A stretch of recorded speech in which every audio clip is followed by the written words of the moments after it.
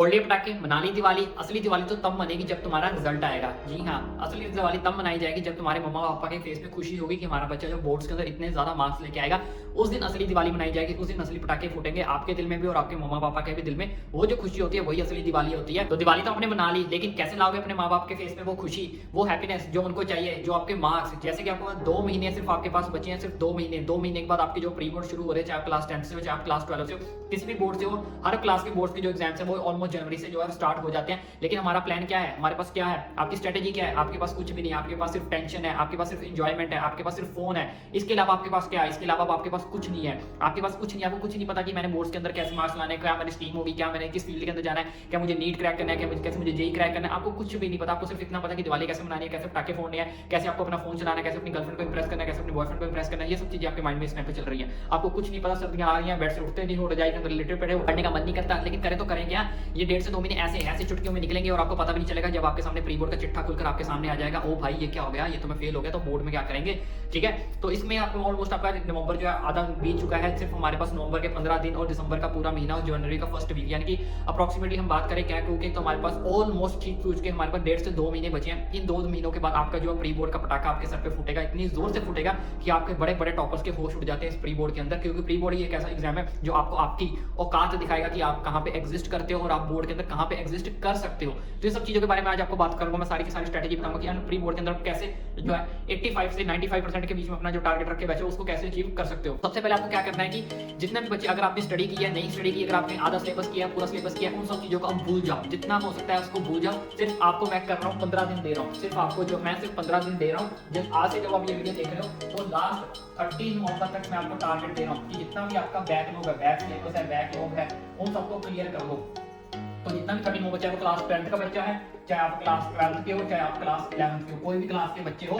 तो अगर आपको लगता है कि मेरी कोई बैकलॉग पड़ी है, मेरे चैप्टर्स पेंडिंग है, मेरा सिलेबस ये नहीं हो रहा, मुझे किसी भी चैप्टर में कंफ्यूजन है, डाउट है, कुछ भी अगर आपको पता है आपके पास पेंडिंग है, उसको 30 नवंबर का मैं आपको टाइम दे रहा हूँ। 30 नवंबर तक आपका जो है वो लास्ट डे होगा जिस दिन आपकी सारी बैकलॉग, आपका सिलेबस है वो आपको क्लियर करना ही पड़ेगा। बच्चे बोल रहे हैं सर इतने दिन में कैसे होगा? भाई होगा, क्यों नहीं होगा? जो बंदा हर एक मिनट के लिए, आपकी जो धरती चेंज हो सकती है, हर एक मिनट में, हर एक दिन में आपकी धरती रोटेट हो सकती है, तो आपका फ्यूचर रोटेट नहीं हो सकता है क्योंकि आप करने वाले बनो। लेकिन अगर आपको फिर भी नहीं होता है, बहुत ज्यादा पेंडिंग, तो इतनी देर से झक मार रहे थे बैठे अपने लाइफ के अंदर, जून बता दिया, जुलाई बता दिया, अगस्त बता दिया, सितंबर बता दिया, तो कोई दिक्कत परेशानी वाली बात नहीं। हम जो बीत गया वो समय तो वापस नहीं आएगा, लेकिन जो आने वाला समय हम उसको तो कैच करें, उसको तो पकड़ो और उसको पकड़ना कैसे भी समझो।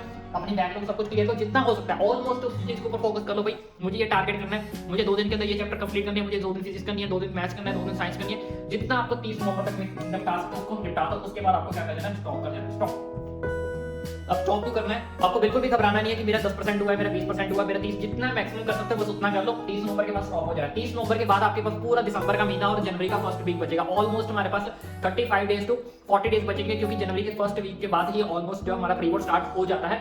तो उसके लिए अब आपको क्या करना है? सबसे पहले आपको क्या करना है? अपने सैंपल पेपर को यूज करो।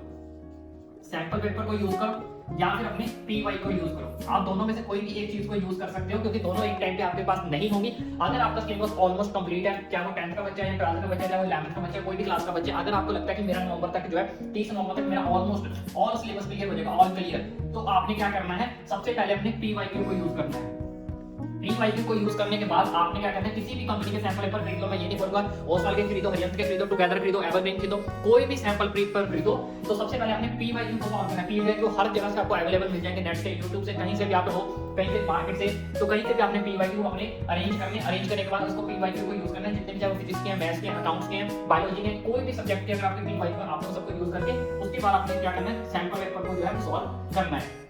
पीवाईक्यू के लिए मैं आपको जो है वो 15 दिन दे रहा हूँ, ठीक है। लेकिन 15 दिन मैंने आपको इसलिए दिए, उन बच्चों के लिए दिए जिनका सिलेबस कंप्लीट नहीं हो पाया, तो उनको 15 दिन के अंदर अपना जो टारगेट है कंप्लीट करना है कि मेरा उस साइड से सिलेबस कंप्लीट नहीं है तो कोई दिक्कत परेशानी वाली बात नहीं। पीवाई के अंदर जितने भी क्वेश्चन है उसको रट लो, रट्टा मार लो, समझ लो, जो मर्जी करो। 15 दिन के अंदर आपको सारा का सारा सिलेबस है वो आपको कंप्लीट करना ही करना है। लेकिन ऑलमोस्ट जिन बच्चों का सारा सिलेबस कंप्लीट हो चुका है, 29 नवंबर तक ऑलमोस्ट सारा कुछ हो जाएगा, तो उनको पीवाईक्यू के लिए मैं आपको सिर्फ 12 दिन दूंगा। 12 डेज 12 डेज के अंदर आपको अपनी पीवाईक्यू को सॉल्व करना है। जैसे मर्जी करो, दिन लगाओ, रात लगाओ, मुझे कुछ नहीं फर्क पड़ता। मुझे सिर्फ 12 दिन के अंदर आपकी पीवाईक्यू जो वो सॉर्ट आउट चाहिए। आपकी नोटबुक के ऊपर लिखा होना चाहिए yes I done my target, मैंने अपना टारगेट कंप्लीट किया। 12 दिन के अंदर मैंने पीवाईक्यू उठा के साइड कर दी और 12 दिन मैं आपको दूंगा यहाँ पे सैंपल पेपर कंप्लीट करने के लिए। अब 12 दिन के अंदर आप सोचोगे सैंपल पेपर कैसे कंप्लीट करेंगे? सही भाई, सैंपल पेपर आपको सारे नहीं करने हैं, सिर्फ आपको रिवीजन करनी है। 2-2 दिन के लिए आपको मैं टाइम दे रहा हूँ, 2 डेज। आपको 2 डेज के अंदर 2-2 सैंपल पेपर सॉल्व करने हैं। इंग्लिश के 2, मैथ्स के 2, साइंस के 2, एसएसटी के 2, बायोलॉजी के 2, केमिस्ट्री के, जिस भी स्ट्रीम से आप हो, हर सैंपल पेपर को आपको 2-2 दिन के अंदर सैंपल पेपर जो है कंप्लीट करना है। अपनी एक दिन रिवीजन करो, दूसरे दिन अपना कोई भी सैंपल पेपर उठा लो, उस सैंपल पेपर को सॉर्ट आउट करके देखो कि मुझे कहां पे एरर्स आए हैं, कितनी मेरी गलती निकली, कितने मेरे मार्क्स आए, किस टॉपिक के अंदर मैं फंसा हूं, किस टॉपिक के अंदर, किस सब्जेक्ट के अंदर जो मैं फंसा हूं, या फिर किस चैप्टर के अंदर मैं फंसा हूं। ईच एंड एवरीथिंग आपके पास मेंशन होनी चाहिए। भाई मैंने साइंस का पेपर दिया था, तो साइंस के अंदर मुझे फिजिक्स टफ लगी, फिजिक्स के अंदर टफ लगी, तो फिजिक्स का कौन सा चैप्टर टफ लगा, उसमें से कौन सा टॉपिक टफ लगा, उस चीज आपके पास वो मेंशन होनी चाहिए सैंपल पेपर कंप्लीट करने के बाद, उसको रिवाइज करने के बाद। तो ये चीज आपके माइंड में पूरी तरह मेंशन होनी चाहिए। तभी मैंने पहले पीवाईक्यू करवा दिया, ताकि पीवाईक्यू करने के बाद आपके बहुत सारे जो डाउट्स है वो क्लियर हो जाएंगे। यहां से आपका सिलेबस कंप्लीट हो गया, यहां से आपका पीवाईक्यू कंप्लीट हो गया। अगर ये दोनों का आप प्लस कर लोगे, ठीक है, तो अगर इन दोनों का प्लस कर लोगे, उसके बाद अगर आप सैंपल पेपर करते हो तो आपके बहुत सारे जो डाउट्स है यहीं पे क्लियर हो जाएंगे और यहीं पे पकड़े जाओगे। प्री बोर्ड में आपको कोई गलतियां नहीं होंगी। दूसरी चीज यहाँ पे आपको क्या करनी है, सबसे पहले अपने आपको सेल्फ मोटिवेट करो कि जी नहीं मैं कर सकता हूँ, अगर वो कर सकता है तो मैं भी कर सकता हूँ, अगर आपकी क्लास का टॉपर कर सकता है तो मैं भी कर सकता हूँ। बेशक आप एक एवरेज बच्चे हो, एवरेज बच्चे ही आगे चल के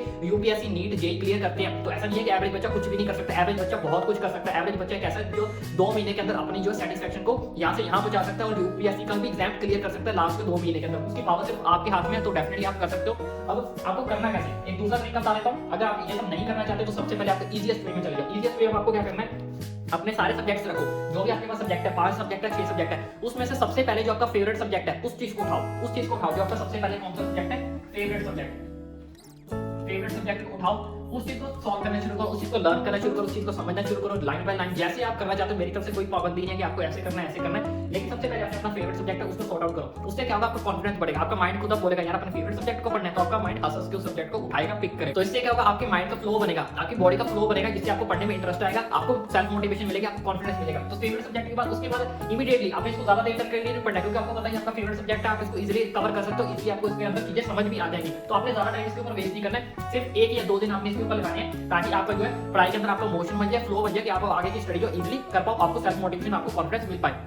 उसके बाद आपने क्या करना है, अपने इमीडिएटली अपने सब्जेक्ट को स्विच कर देना है। स्विच करने के बाद आपको जो टफ सब्जेक्ट्स लगते हैं, जिसमें अंदर आपको प्रॉब्लम्स है, उन सब्जेक्ट्स को करो। तो उसके अंदर भी आपको कैसे करना है, जो इजी पोर्शन है वो आपको सबसे पहले करना है। मान लो मैं सब्जेक्ट की बात कर लेता हूं, यहाँ पे फिजिक्स की, मान लो यहाँ पे सब्जेक्ट की बात करें तो फिजिक्स के अंदर आपको क्या करना है, ये कोई भी ले लो, फिजिक्स अकाउंट्स कोई भी सब्जेक्ट ले लो, जिसके अंदर इसके अंदर आपको क्या करना है, जो चीज आपको आती है उसको सबसे पहले रिवाइज मारो, उसके सबसे पहले रिवाइज करके साइड पे कर दो, सॉर्ट आउट करके सॉल्व कर दो। इससे क्या होगा, आपको एक और कॉन्फिडेंस मिल जाएगा, भाई कम से कम मुझे 10%, 20%, 30%, 40% जितना भी आपको आता है तो उतना तो मेरा क्लियर हो गया ना, कम से कम मैं फिजिक्स में पास तो हो पाऊंगा। स्ट्रेटेजी इस तरह से रखो कि आपको सेल्फ मोटिवेशन भी साथ में मिलती रहे और आप हिम्मत भी ना हारो और हम आगे भी बढ़ते जाएं। तो इसमें फिजिक्स में अंदर आपने उसी चैप्टर को सबसे पहले टारगेट करना है जो आपको अच्छे से आते हैं। अच्छे से अगर आते हैं तो आप एक उसको साइड कर दोगे और आपको कॉन्फिडेंस मिलेगा, आपको सेल्फ मोटिवेशन मिलेगी, कम से कम मैंने फिजिक्स के अंदर 4 चैप्टर डन कर लिए, बस 6-7 और बाकी हैं। तो इसी तरह से अपने हफ्ते के अंदर अपने टारगेट रखना है, 1 हफ्ते के अंदर आपको फिजिक्स के 2 चैप्टर्स कंप्लीट करने ही करने हैं। 4 हफ्ते पास आपके पास बचे हैं, 1 हफ्ते में 2 सब्जेक्ट का टारगेट भी रखोगे, 2 चैप्टर्स का भी टारगेट रखोगे, तो 4x2 कर लो, आपके आराम से 8 चैप्टर्स हो जाएंगे। 3-4 चैप्टर्स आपको आते होंगे, ऑलमोस्ट आपके 12 to 13 चैप्टर्स एक मंथ के अंदर ऑलमोस्ट कंप्लीट हो जाएंगे। फिर भी हमारे पास लास्ट वीक बचता है, तो मैं सिर्फ आपको ये दिसंबर का टारगेट बता रहा हूं, इस चीज को ध्यान से समझ लो।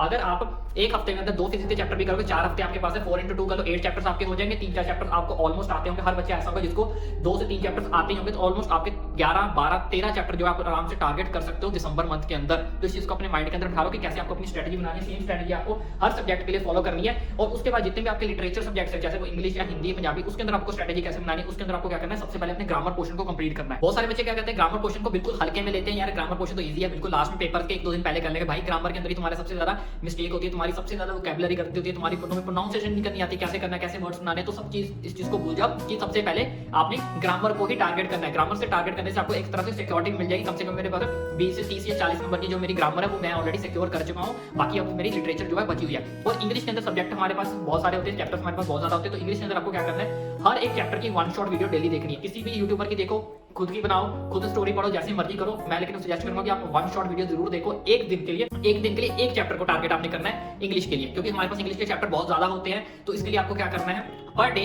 आपने 15 से 20 मिनट निकाल के, ज्यादा लंबी वीडियो नहीं देखनी, ताकि हमारा टाइम भी कंज्यूम हो जाए और टाइम भी वेस्ट ना हो। तो 15 से 20 मिनट की कोई भी आपने एक वीडियो देखनी है, 1 शॉट वीडियो डेली आपको इंग्लिश की चैप्टर की देखनी है। साथ साथ अपनी ग्रामर को टारगेट करना है, और ग्रामर के लिए ज्यादा टाइम नहीं देना, सिर्फ मैं आपको ग्रामर के लिए 7 डेज दे रहा हूँ। 7 डेज के अंदर आपने अपनी ग्रामर को कंप्लीट करना है, चाहे वो आपकी इंग्लिश की है, चाहे वो आपकी हिंदी की है, वो आपको पंजाबी की है। 7 डेज के अंदर आपकी ग्रामर जो टोटली फिनिश होनी चाहिए, जैसे मर्जी करो। और उसके बाद एक चीज आपको क्या करनी है, बहुत सारे बच्चों को एसएसटी के अंदर प्रॉब्लम आती है, इकोनॉमिक्स, पॉलिटिकल साइंस, इन सब चीजों के अंदर बहुत ज्यादा प्रॉब्लम आती है। देखो बच्चों, इसका सोल्यूशन क्या है, बहुत सारे बच्चों को बोरिंग आती है, ऊपर से विंटर के वेकेशन आएंगे, विंटर का टाइम चल रहा है, विंटर वेकेशन आ जाएंगे, फिर दिसंबर के अंदर और ठंड पड़ेगी, तो बहुत सारे बच्चों को नींद आएगी, कंबल से बाहर ही निकलेंगे, ऊपर से एसएसटी पढ़नी पड़ेगी। मैं भी स्टूडेंट रहा हूं, मुझे एसएसटी सबसे ज्यादा टफेस्ट लगती है, बोरिंग लगती है भाई। इस एसएसटी को कैसे करें, सोशल स्टडी बहुत प्रॉब्लम क्रिएट करती है हमारे लिए। एसएसटी को आप कैसे टारगेट कर सकते हो, उसके लिए आपको क्या करना है, स्कूल से आने के बाद जैसे आप फ्रेश होते हो, स्लीप लेते हो, जो मर्जी करते हो, 1 से 2 घंटा फ्रेश होने के बाद आपको क्या करना है, सबसे पहले अपने 30 मिनट 30 से 45 मिनट्स का टारगेट रखना है, ज्यादा टारगेट नहीं रखना, ओनली माइनर से टारगेट रखना है 30 टू 45 मिनट्स का। 30 टू 45 मिनट्स में आपने सिर्फ एसएसटी करनी है, कुछ नहीं करना।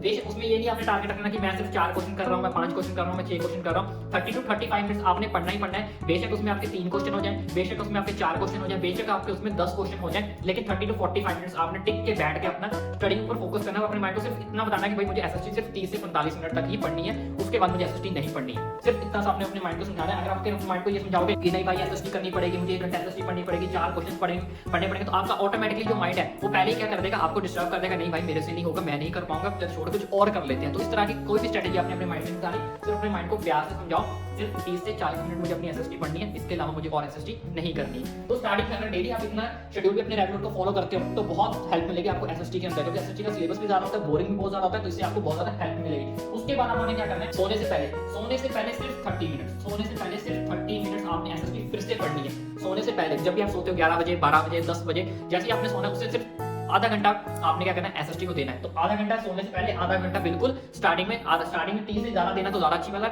30 से 45 मिनट में कितना भी दे सकते हो, 35 मिनट, 40 मिनट, 45 मिनट, लेकिन मिनिमम 30 मिनट आने से, स्कूल के आने के बाद और रात को सोने से पहले डेली। तो इस तरह से आपने अपनी एसएसटी को कवर करना है। इंग्लिश का मैंने आपको बता दिया कि वन शॉट वीडियो देखनी है, वन शॉट वीडियो कभी भी देख सकते हो, सोते सोते भी देख सकते हो, सुबह मॉर्निंग ब्रेकफास्ट करते टाइम भी देख सकते हो, सुबह उठकर भी देख सकते हो, बेशक आप ब्रश कर रहे हो तो अभी आप अपने कान में हेडफोन लगा लो, देखो बच्चे उसमें सुनना ही होता है, सिर्फ चीजों को समझना होता है। अगर आपका माइंड एक्टिव है तो बहुत सारी चीजें आप कर सकते हो, अपना टाइम बचा सकते हो। मैं ये नहीं बोलूंगा कि वही बच्चे ब्रश कर रहा है तो वो फोन नहीं चला सकता, अगर आप फोन चला ब्रश करते हैं तो किसी का फोन सुन सकते हो, तो एक वन शॉट वीडियो भी देख सकते हो। अगर आपको अपना टाइम बचाना है, अगर आप अपना टाइम वेस्ट आप यहाँ पे कर चुके हो, अपनी बैकलॉग इकट्ठी कर चुके हो, तो बैकलॉग को खत्म करने के लिए भी हमें कुछ करना ही पड़ेगा। तो इस तरह से आप वन शॉट वीडियो को इसके बीच में इंक्लूड मत करना। कोई भी आपके पास रफ टाइम बचता है, एक्स्ट्रा टाइम बचता है, तो उसमें आपने सिर्फ 10 से 15 मिनट उसको देने। ऑलमोस्ट हर बच्चे जो स्कूल से 3 बजे तक आ जाता है, 1 घंटा अगर रेस्ट भी करोगे, 1 घंटे 4 बजे भी अगर आप पढ़ने बैठोगे, 4 से 4:30 आपका ये काम हो गया। उसके बाद 4:30 से लेके तो रात के 9:30 तक हमारे पास देखो कितने घंटे होते हैं, 5:30, 6:30, 7:30, 8:30 और 9:30, यानी कि हमारे पास 5 घंटे बचते हैं इनके अंदर, 5 आवर्स।